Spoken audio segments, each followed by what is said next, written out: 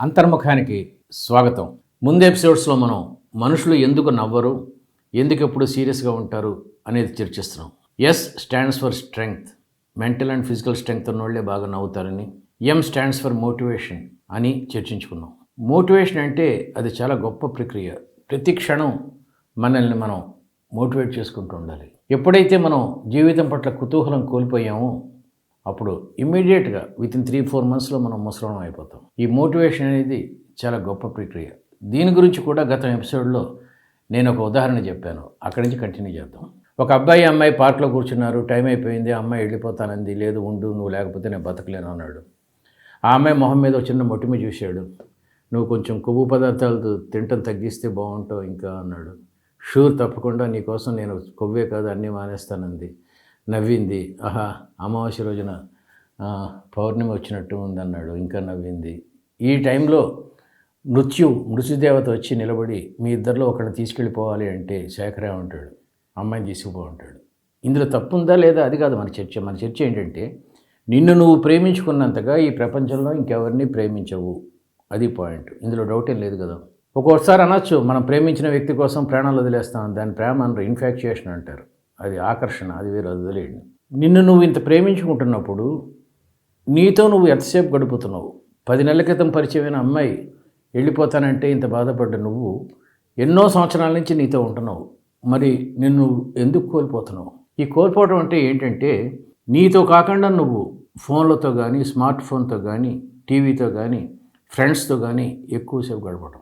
నీతో నువ్వు గడపడాన్ని, ప్రకృతితో రమించటాన్ని బిలాంగింగ్ టు యువర్ సెల్ఫ్ అంటారు. అదే లవ్ అంటే. దాన్నే రొమాంటిసిజం అంటారు. ప్రకృతిని ప్రేమించడం అంటే భావుకత్వం ఉండటం. ఒక్కళ్ళే రూమ్లో కూర్చొని, లేకపోతే బాల్కనీలో, లేకపోతే పార్కులో అలా తిరుగుతూ నేను ఇప్పుడు ఎలా ఉన్నాను, ఇంతకన్నా బాగుండాలంటే ఇంకా ఎలా ఉండాలి, నేను జీవిస్తున్న విధానం ఏంటి, నేను ఎలా జీవించాలనుకుంటున్నాను, రెండింటికి తేడా ఎందుకు వస్తుంది, నేను జీవించాలి అనుకుంటున్నట్టు ఎందుకు జీవించలేకపోతున్నాను, నాకు మార్కులు బాగా రావాలంటే ఎందుకు చదవలేకపోతున్నాను, దీనికి కారణాలు ఏంటి, ఇలాంటివన్నీ విశ్లేషించుకుంటూ అంతర్మథనం చెందుతూ నిన్ను నువ్వు మోటివేట్ చేసుకోవటం. ఏ మనిషి అయితే తాను మోటివేట్ చేసుకుంటూ ఉంటాడో ఎప్పుడూ చిరునవ్వుతూ ఉంటాడు. ఆ అమ్మాయిని ఇంత ప్రేమిస్తున్న అతను తన్ని తాను ఎంత ప్రేమించుకుంటున్నాడు, ఇది మన పాయింట్. ఆ అమ్మాయి బొగ్గ మీద చిన్న మొటిమ కనబడగానే కొవ్వు పదార్థాలు మానే అన్నాడు. నీ మొహం నిండా ఎన్ని మొటిమలు ఉన్నాయి? Cell phones, bad friends, habits, vices, drinks, playing cards, motor bikes, ఇన్ని మొటిమలు ఉన్నాయి. ఇవన్నీ నీ గమ్యానికి నేను దూరం చేస్తున్నప్పుడు ఆ అమ్మాయికి సలహా ఇచ్చినట్టే నీకు నువ్వు ఎందుకు సలహాలు ఇచ్చుకోవు? దీన్నే మోటివేషన్ అంటారు. ఇది రెండో పాయింట్. అమ్మాయి నవ్వుతేనే అంత బాగుంది అన్నావు కదా, నువ్వు నవ్వుతే నీకు ఎంత బాగుండాలి? ప్రతిరోజు అద్దంలో చూసుకుంటున్నావా? నవ్వుతున్నావా? నిన్ను చూసి నువ్వే నవ్వకపోతే ఏ పంది గాడిద కూడా నిన్ను చూసి నవ్వదు. First love your self.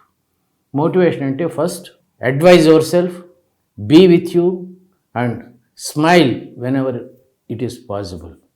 SMILE స్మైల్లో మోటివేషన్కి అంత ప్రాముఖ్యత ఉంది.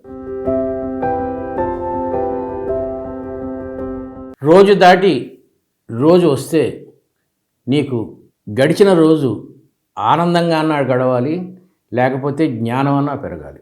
జంతువులకి ఆనందం ఉండదు, నవ్వవు, ప్లస్ వాడి జ్ఞానం పెరగదు, ఎప్పుడు ఒకలాగే ఉంటాయి. ఏ మనిషికైతే 24 గంటల పాటు కొద్దిగాన్నా జ్ఞానం పెరగకుండా, కొద్దిగాన్నా నవ్వకుండా ఉన్నాడో ఆ రోజు అతను జంతువులా బ్రతికినట్టు లెక్క.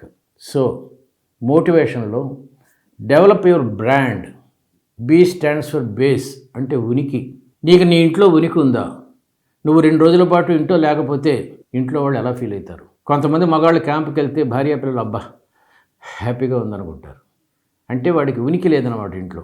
ఈ ఉనికి ఇంట్లోంచి స్టార్ట్ అయ్యి వీధిలోకి వెళ్ళి, వీధిలోంచి నువ్వు చదువుతున్న కాలేజీలో కానీ, స్కూల్లో కానీ, ఆఫీసులో కానీ ఉండి, అక్కడి నుంచి నగరానికి వ్యాపించి, అక్కడి నుంచి స్టేట్కి, అక్కడి నుంచి దేశానికి, అక్కడి నుంచి నోబెల్ ప్రైజ్ వస్తే ప్రపంచానికి నీ ఉనికి పెరుగుతూ పోవాలి.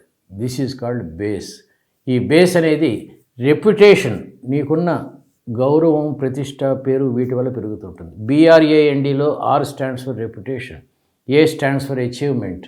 నువ్వేం గెలుస్తున్నావు? నిన్ను నువ్వు గెలుస్తున్నావా? ఇతరులని నీ ప్రేమతో గెలుస్తున్నావా? నీ డబ్బుతో గెలుస్తున్నావా? నీ యొక్క దయాగుణంతో గెలుస్తున్నావా?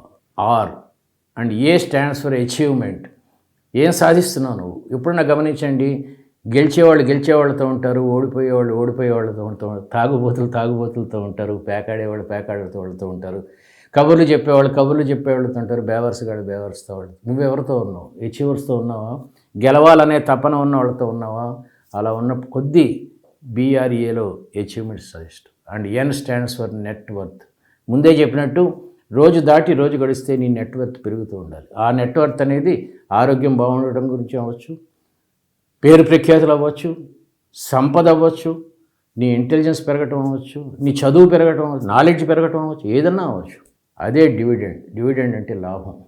BRANDలో లాస్ట్ అక్షరం D.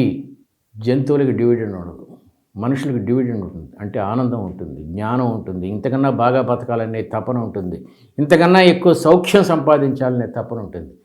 ఈ తపనలేవి జంతువులకు ఉండవు. ఏం దొరికితే అవి తింటాయి, మురికి నీళ్ళు తాగుతాయి, గుహల్లో పడుకుంటాయి, చలికి వణుకుతాయి. ఇవన్నీ లేకుండా ఉండటమే డివిడెండ్. BRAND అనేది చిరునవ్వుకి చాలా చాలా చాలా ముఖ్యమైన ఒక ఆస్తి. SMILEలో I స్టాండ్స్ ఫర్ ఐడెంటిటీ. ఈ ఐడెంటిటీ అనేది 3 రకాలుగా సాగాలి. 1 professional identity, 2 personal identity, 3 social identity. ఈ బొమ్మ చూడండి.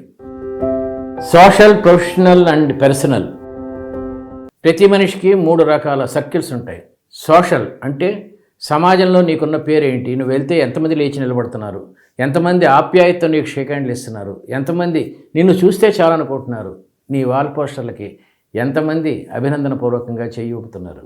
దీన్ని సోషల్ ఐడెంటిటీ అంటారు. ఈ సోషల్ ఐడెంటిటీ అనేది నువ్వు సాధించే ఒక పేరు ప్రఖ్యాతులు సంపాదించగలిగే ఏ ప్రక్రియ అయినా సరే దాన్ని సోషల్ ఐడెంటిటీ అంటారు. ప్రొఫెషనల్ ఐడెంటిటీ అంటే నువ్వు చేస్తున్న పనిలో ఏ స్థాయిలో ఉన్నావు, నీకన్నా పైన ఉన్నవాళ్ళు నిన్ను మెచ్చుకుంటున్నారా, నీకన్నా కింద ఉన్నవాళ్ళు నిన్ను గౌరవంగా చూస్తున్నారా. This is called professional identity. ఒక్కరోజు నువ్వు నీ ఇన్స్టిట్యూషన్కి వెళ్ళకపోతే నీ పై అధికారులు విరవేళ్ళాడిపోతున్నారా, అయ్యో పని ఎలా జరుగుతుంది ఆగిపోతుందని భయపడుతున్నారా, నువ్వు పెద్ద యంత్రాంగంలో ఒక ఇంపార్టెంట్ అయిన బోల్టు నట్లాంటి వాడివే. దీన్ని ప్రొఫెషనల్ ఐడెంటిటీ అంటారు. ఇక 3వది పర్సనల్ ఐడెంటిటీ. పర్సనల్ ఐడెంటిటీ అంటే ఇంట్లో వాళ్ళతో నువ్వు ఎలా ఉన్నావు, నీ పిల్లలు నిన్ను ప్రేమిస్తున్నారా, నీ భార్య నిన్ను గౌరవిస్తుందా, నీ అమ్మా నాన్నలు, అక్క చెల్లెళ్ళు, అన్న తమ్ముళ్ళు వీళ్ళందరూ నీతో ఎలా ఉన్నారు. Are you a happy burger in the house? వేసవి సెలవులను నీ పిల్లల్ని తీసుకుని గ్రాండ్ ఫాదర్ దగ్గరికి వెళ్తున్నావా? నీ పిల్లల్ని గ్రాండ్ ఫాదర్ తలకు కాళ్ళు నొక్కమని సరదాగా గోళ్ళు తీయమని చెప్తున్నావా? నీ రిలేషన్షిప్స్ ఎలా ఉన్నాయి పర్సనల్? ఈ 3 కలిస్తే వచ్చేది సక్సెస్. అయితే ప్రతి మనిషికి ఈ 3 కరెక్ట్ కాంబినేషన్లు కలవటం చాలా కష్టం. మళ్ళీ ఒకసారి బొమ్మ చూడండి. Professional identity plus personal identity ఉండి సోషల్ ఐడెంటిటీ లేనివాడు ఇంట్రావర్ట్ అవుతాడు. వాడు ఎవరితో కలవడు, తన పనేదో తను చేసుకుంటాడు, ఇంటికి వస్తాడు. ఇది ఒక రకంగా మంచిదే. కానీ సోషల్ ఐడెంటిటీ లేకపోతే కొంతకాలానికి మనిషి పిచ్చెక్కిపోతాడు. నిన్నెవరూ గుర్తించరు, నీ పక్కింటి వాడికి కూడా నువ్వెవరో తెలియదు, నీ ఆఫీస్లో పనిచేసేవాడికి నీకు సంబంధం ఉన్నవాడికి తప్ప మిగతా వాళ్ళు ఎవరికీ తెలియదు. నువ్వు కల్చరల్ ప్రోగ్రామ్స్లో పాల్గొనవు, సరదాగా పార్టీలకు వెళ్ళవు, ఎవరితోనో మాట్లాడవు. అది లోన్లీనెస్కి దారితీస్తుంది. అలా కాకుండా సోషల్ ఐడెంటిటీ, ప్రొఫెషనల్ ఐడెంటిటీ ఉండి పర్సనల్ ఐడెంటిటీ లేనివాడు జీవితంలో వేస్ట్ క్యాండిడేట్. భార్య పిల్లలతో సరిగ్గా ఉండడు, ఇంట్లో అమ్మా నాన్నని అనాథాశ్రమంలో జాయిన్ చేస్తాడు, రకరకాల రుగ్మతలతో బాధపడుతూ ఉంటాడు. సో పర్సనల్ ఐడెంటిటీ అనేది చాలా ముఖ్యం. 3వది పర్సనల్ ప్లస్ సోషల్ ఉండి ప్రొఫెషనల్ ఐడెంటిటీ లేకపోవడం. అంటే ఆఫీస్లో నువ్వు ఎందుకు పనికిరావు, నీకు జీతం ఇచ్చేవాళ్ళు ఎందుకు ఇస్తున్నావు భగవంతుడా అని ఎప్పుడు తీసేద్దామని చూస్తుంటారు. ప్రొఫెషనల్గా నీకు ఇంక్రిమెంట్లు రావు, ప్రమోషన్లు రావు, you are a very bad employee or employer. So professional, social plus personal identities 3 correct పాడలో కలిస్తే నువ్వు ఎప్పుడు నవ్వుతూనే ఉంటావు. This is the second secret of smile. First secret is motivation. స్మైల్లో SMILE. L stands for love.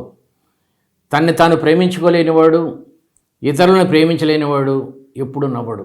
నిజం, ఎప్పుడు నవ్వడు వాడు. Best example is the serious people who think that they are intelligent, pseudo intelligent. ఈ మేధావులు అనేవాళ్ళు కొంచెం గడ్డం పెంచుకొని ఒక బెంగాలీ టైప్లో ఒక బ్యాగ్ వేసుకొని చాలా సీరియస్గా ఇలా ఆలోచిస్తూ ఉంటారు. ఏమిటో కవిత్వాలు రాస్తారు, మనకు అర్థం కాని కవిత్వాలు. ఎప్పుడూ ఏడుస్తూనే ఉంటారు. సినిసిజం అంటారు, పెసిమిజం అంటారు, ఏంటో అభాగ్యులు, ఆర్తనాదాలు అవన్నీ ఉంటే బాగానే ఉంది, కానీ వీడేం చేయడు, రాస్తూనే ఉంటాడు కవిత్వం అంతే. నేను నవ్వను, ప్రపంచం ఏమైపోతుందో, సోషల్ ఇది ఏదో తగదా, వాడు ప్రకృతిని కూడా రమించాడు. దరిద్రగొట్టు జీవితం ఇది. ఎప్పుడన్నా సరే జ్ఞానులు, మానవతావాదులు చిరునవ్వుతూ ఉంటారు. Best example is Mother Teresa and Mahatma Gandhi. వివేకానందుడు ఎంత అద్భుతంగా వాళ్ళు ఉంటారంటే వాళ్ళ నుంచి ఒక ఆరా అలా వెలుగు వస్తూనే ఉంటుంది. స్మైల్.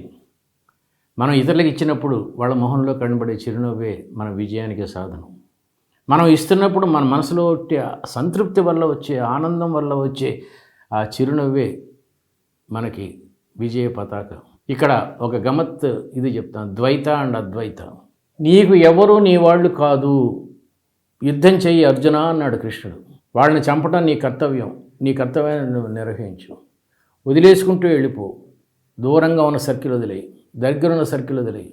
తల్లిదండ్రులు వాళ్ళు కూడా కర్తవ్యం నిర్వహించు తప్ప తాపత్రయపడకు, భావబంధాలు ఎక్కువ పెంచుకోకు. నీ భార్య కూడా నీది కాదు, నీ పిల్లలు నీది కాదు, అసలు నువ్వు కాదు. ఇది చెప్పింది భగవద్గీతలో. ఇది ఒక ఫిలాసఫీ. కృష్ణతత్వం వేరే ఫిలాసఫీ. నువ్వు, నీ చుట్టూ మనుషులు, 16,000 మంది గోపికలు, రాధ, రుక్మిణి, సోన్సో అందరూ నీ వాళ్లే. నీ విస్తృతాన్ని పెంచుకుంటూ పో, నీ సర్కిల్ పెంచుకుంటూ పో, లవ్ చేసుకుంటూ పో. ప్రపంచం అంతా విశ్వవ్యాప్తం అయిపోవాలి నీ ప్రేమ. ఇదొక థియరీ. ఎవరు నీ వాళ్ళు కాదు, అందరినీ వదిలేసుకుంటూ పో భగవద్గీత.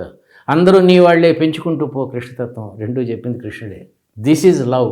అయితే ఇలా ఉండు, లేకపోతే అలా ఉండు, బట్ అలా ఉంటూ ఇలా ఉంటే ఇంకా అద్భుతంగా ఉంటుంది, ఇలా ఉంటూ అలా ఉంటే ఇంకా అద్భుతంగా ఉంటుంది. ఏదో ఒక పాలసీ మాత్రం చెయ్యి. కొంతమంది మాత్రమే నా వాళ్ళే బాగుండాలనేది తాపత్రయం. నేను ఒక్కడనే బాగుండాలి, నా వాళ్ళు బాగుండాలి, నేను చచ్చిన తర్వాత కూడా నా వాళ్ళు బాగుండాలి, ఇదంతా వదిలేసేయి. When you love the entire world, when you love the flowers, when you love the birds, when you love the mankind, when you love the poor, love, and that makes you this smile. స్మైల్లో ఆఖరి అక్షరం ఈ stands for enthusiasm, కుతూహలం. ఎప్పుడైతే మనిషికి కుతూహలం లేదో అతనికి చిరునవ్వు కోల్పోతాడు. వండర్ఫుల్ పాయింట్ ఇది. చాలా జాగ్రత్తగా ఉండండి. యాంథ్రోపాలజీ పట్ల తీసుకుంటే చాలా కాలం క్రితం మనుషులు గుహల్లో నివసించేవారు. భార్య పిల్లలతో లోపల పడుకుంటే ఒక బల్లెం పట్టుకొని అతను గుహ ముందు నిలబడేవాడు, ఎలుగుబంట్లు అవి లోపలికి రాకుండా. Then the combination of affection started like that. ఆ తర్వాత అతనికి కుతూహలం కలిగింది. అన్ని పక్షులు గూళ్ళున్నాయి, అన్ని జంతువులకి గుహలున్నాయి, నేను కూడా జంతువులాగా గుహలో బతకటం ఏంటి అని చెప్పి అప్పుడు చిన్న చెట్టు మీద ఒక ఇల్లు కట్టుకున్నాడు. That is the first enthusiasm. దానికి ముందు ఇంకో ఎంతూజియాజం ఉంది. అంతకుముందు జంతువుని 50 మంది చుట్టుముట్టి రాళ్లతో కొట్టి చంపేవాళ్ళు. చాలా లెబోరియస్ ప్రాసెస్. ఒక పరిగెత్తుతున్న లేడీని రాళ్లతో కొట్టడం అంటే చాలా కష్టం. అప్పుడు బాణం కనుక్కున్నాడు. అది ఫస్ట్ స్టెప్ ఆఫ్ ఎంతూజియాజం. దూరంగా ఉండి కూడా జంతువుని చంపడం, రాయిని ఇలాగ కొసగా చేసి చంపడం, ఇదంతా తెలివితేటలు పెరగడానికి ఉపయోగపడ్డాయి. ఇల్లు కట్టుకున్న తర్వాత ఒక వర్షాకాలపు సాయంత్రం కొండ మించి రాయి దొర్లిపట్టం చూశాడు. ఇలా ఉన్న రాళ్ళు ఎందుకు కింద పడవు, కేవలం గుండ్రంగా ఉన్న రాళ్ళు మాత్రమే ఎందుకు జారుతాయని తెలుసుకున్న తర్వాత అతనికి చక్రం కనుక్కోవాలని ఒక ఆలోచన వచ్చింది. చక్రం is the best innovation in the anthropology of man kind. చక్రం కనుక్కున్న తర్వాత వ్యవసాయం మొదలుపెట్టాడు, ఆ తర్వాత ఇండస్ట్రీ మొదలుపెట్టాడు, ఆ తర్వాత ఇప్పుడు ఆర్టిఫిషియల్ ఇంటెలిజెన్స్. మీరు జాగ్రత్తగా ఈ గ్రాఫ్ చూడండి. మనిషి ఇల్లు కట్టి కేవలం 11,000 సంవత్సరాలు మాత్రమే అయింది. అంతవరకు కొన్ని మిలియన్ సంవత్సరాలు ఒక జంతువులా బతికాడు. ఇల్లు కట్టుకోవాలన్న ఆలోచన జస్ట్ మొన్నే 11,000 సంవత్సరాల క్రితం వచ్చింది. ఆ తర్వాత గ్రాఫ్ చూస్తే వ్యవసాయం, అగ్రికల్చర్, వీల్ చక్రం, ఆ తర్వాత ఇండస్ట్రీ, రైల్, ట్రైన్, అలాగే ఏరోప్లేన్, టెలిఫోన్, భూమికి ఆకర్షణ శక్తి ఉందని కనుక్కున్నాడు, భూమి గుండ్రంగా ఉంటుందని కనుక్కున్నాడు. గ్రాఫ్ నెమ్మదిగా పెరిగిపోతూ వెళ్తోంది. లేటెస్ట్గా ఆర్టిఫిషియల్ ఇంటెలిజెన్స్ కనుక్కున్నాడు. మీరు జాగ్రత్తగా గమనిస్తే ప్రపంచంలో మనం ఇప్పుడు అనుభవిస్తున్న ప్రతి సౌఖ్యము అది కనుక్కొనబడి కేవలం 100 సంవత్సరాలు మాత్రమే అయింది. 100 సంవత్సరాల క్రితం వరకు గ్రాఫ్ ఇలా వచ్చింది, సడన్గా ఇలా పైకి వెళ్ళిపోయింది. అంటే ఇంటెలిజెన్స్ రెట్లు పెరిగిపోతుంది. నేను విద్యార్థులకు అందుకే చెప్తాను, పూర్వకాలం ఒక 50 సంవత్సరాల క్రితం విద్యార్థులు వేరురా, మీరు వేరు. ఇంటెలిజెన్స్ విపరీతంగా పెరిగిపోతుంది. Don't be an ordinary student unless you or something great, you cannot come up in life. కాబట్టి ఇంటెలిజెన్స్ పెంచుకోండి అని చెప్తుంటాను. మనిషి ఇంటెలిజెన్స్ రోజు రోజుకి ద్విగుణీకృతం అవుతుంది. Coming back to our point, smile stands for yes stands for stamina, M stands for motivation, I stands for identity, L stands for love and ఈ stands for enthusiasm. ఇవన్నీ కలిస్తే వచ్చేదే చిరునవ్వు. చిరునవ్వు is the best achievement for the man kind. Thank you.